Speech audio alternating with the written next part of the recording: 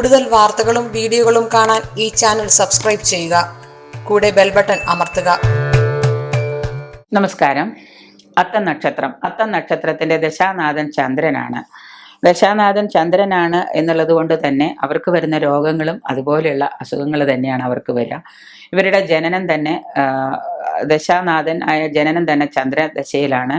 തുടർന്ന് ചന്ദ്രൻ കഴിഞ്ഞാൽ പിന്നെ വരുന്ന കുജനാണ്, കുജദശാകാലം, പിന്നെ രാഹുവാണ്, പിന്നെ വ്യാഴമാണ്, പിന്നെ ശനി, പിന്നെ ബുധൻ, കേതു, ശുക്രൻ. ഈ ക്രമത്തിലാണ് ദശാകാലങ്ങൾ പോകുന്നത്. ഈ ചന്ദ്രദശാകാലത്ത് ജനനം ചന്ദ്രദശ ആയതുകൊണ്ട് ഉദരശൂല അസുഖങ്ങളാണ്, വയറുമായിട്ട് ബന്ധപ്പെട്ട രോഗങ്ങളാണ് ബാല്യത്തിൽ ഇവർക്ക് ബാധിക്കുക.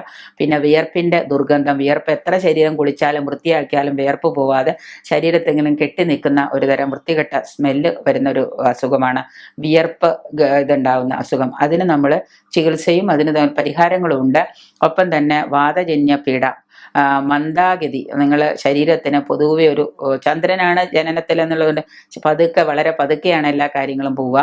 പിന്നെ ഉദരവായു, വയറ്റിൽ നിന്ന് അൾസറിന് മുൻപുണ്ടാകുന്ന ഒരു തരം രോഗമാണ് ഉദരവായു കയറുക എന്ന് പറയും. എപ്പോഴും ഇങ്ങനെ ശ്വാസം പൊളിച്ച് തട്ടിക്കൊണ്ടിരിക്കുക, കുടലിൽ വേദന, അകത്ത് വയറുവേദന, കാരണം കണ്ടുപിടിക്കാതെ വയറുവേദന എടുത്തുകൊണ്ടിരിക്കുക, കുടലിൽ കുരുക്കളാവുക, അത് മലബന്ധത്തിന് കാരണമാവുക, കൃമിശല്യം ഉണ്ടാവുക, അതിങ്ങനെ നമ്മളുടെ മലബന്ധത്തിന് മുൻപ് മലദ്വാരത്തിന് ചുറ്റും ഇങ്ങനെ കൃമിശല്യമായിട്ട് ബന്ധപ്പെടുക, മൂത്രരോഗം, മൂത്രം ചുട്ടുപോകുക, മൂത്രമായിട്ട് മൂത്രത്തിൽ കല്ല് വരിക, മൂത്രത്തിന് പഴുപ്പുണ്ടാവുക, മൂത്രരോഗം, യൂട്രസുമായിട്ട് ഈ യൂറിനറി ഇൻഫെക്ഷനുമായിട്ടുള്ള പ്രശ്നങ്ങൾ ഉണ്ടാവുക, സ്ത്രീകൾക്ക് അതുമൂലം യൂട്രസിനെ ബാധിക്കുന്ന രോഗങ്ങൾ ഉണ്ടാവുക, ഈ യൂറിനറി ഇൻഫെക്ഷനൊക്കെ നിരന്തരമായിട്ട് വന്ന് സ്ത്രീകൾക്ക് അത് യൂട്രസിനെ ബാധിക്കാൻ തുടങ്ങും, ഭഗന്ധരം ഉണ്ടാവുക, അജീർണം ഉണ്ടാവുക, ഭക്ഷണം കഴിച്ചാൽ ദഹിക്കാതിരിക്കുക, കാൽവേദന ഇത്യാദികളൊക്കെ അനുഭവപ്പെടുക.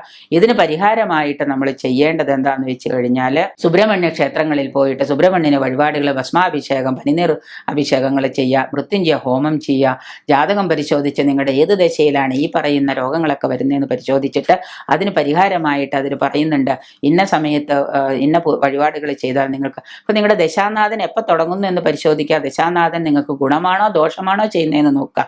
അത് നോക്കിയിട്ട് നിങ്ങൾ അതിന് ഇപ്പോൾ വ്യാഴം ഗുണമാണ് എന്ന് പറഞ്ഞിരിക്കുന്നവരോട് വീണ്ടും ആവർത്തിച്ച് ഞാൻ പറയുകയാണ്, വ്യാഴം നിങ്ങൾക്ക് ഗുണത്തിലല്ല, ചിലപ്പോൾ അത് ദോഷത്തിലേക്ക് വരാം. അപ്പോൾ ദോഷമാണെങ്കിൽ ആ സമയത്ത് നിങ്ങൾക്ക് എന്തൊക്കെ ശത്രുദോഷത്തോടൊപ്പം തന്നെ എന്തൊക്കെ രോഗമാണ് വരിക, ആ രോഗത്തിന് നിങ്ങൾ പരിഹാരങ്ങൾ ചെയ്യുക. സ്ത്രീക്ക് ഗർഭപാത്രത്തിൽ ഇങ്ങനെ ഒരു പ്രശ്നമുണ്ട്, ആ ഗർഭപാത്രം ബ്ലീഡിങ്ങോട് കൂടി എടുത്ത് കളയേണ്ടതായിട്ട് വരുമെന്ന് പോലും നമ്മുടെ ജാതകത്തിൽ എഴുതി വെച്ചിട്ടുണ്ടാവാം. അത് കണ്ടുപിടിച്ച് നിങ്ങൾ അതിന് ചികിത്സകളും അതിന് തക്ക പരിഹാരങ്ങൾ, രാഹുർദശയിൽ അങ്ങനെ ഒരു സ്ത്രീക്ക് ഒരു പരിഹാരം ചെയ്യേണ്ട കർമ്മം ഉണ്ടെങ്കിൽ അത് ചെയ്തു കഴിഞ്ഞാൽ തീർച്ചയായിട്ടും അതിന് പരിഹാരം ചെയ്ത് രാഹുർ പൂജ ചെയ്ത് സർപ്പത്തിന് വഴിപാടുകൾ ചെയ്ത് നിങ്ങൾ സർപ്പദോഷത്തിന് യന്ത്രങ്ങളും ശരീരത്തിൽ രാഹുർ പൂജ ചെയ്ത് രാഹുർ യന്ത്രം ധരിച്ചു കഴിഞ്ഞാൽ തീർച്ചയായിട്ടും നിങ്ങൾക്ക് വഴിപാട് യഥാവിധി ചെയ്യണം എന്ന് മാത്രമേ പറയുന്നുള്ളൂ. പോയിട്ട് കടയിൽ പോയിട്ട് ഒരു യന്ത്രം മേടിച്ച് ശരീരത്തിൽ കെട്ടിയ ഒരു ഏലസ് കെട്ടിയാൽ ചിലപ്പോൾ ഫലം വലിച്ചില്ല എന്ന് വരാം. അത് യഥാവിധി നിങ്ങൾ ചെയ്ത് യഥാവിധി പൂജയും ചെയ്ത് യഥാവിധി മന്ത്രങ്ങളും ജപിച്ച് ഒരു ഡോക്ടറെ അടുത്ത് പോയി മരുന്നും കഴിച്ചാൽ ചിലപ്പോൾ പെട്ടെന്ന് നിങ്ങളുടെ രോഗം മാറും. അല്ലാണ്ട് നിങ്ങൾ ഇതിന് പരിഹാരങ്ങൾ ചെയ്യാൻ നോക്കിയിട്ട് കാര്യമില്ല. നിങ്ങളുടെ ജാതകം വൃദ്ധ പോലെ പരിശോധിക്കുക. നിങ്ങൾ ജനിക്കുമ്പോൾ കൊണ്ടുവരുന്ന പൂർവ്വസഞ്ചിത കർമ്മമാണ് ജാതകം.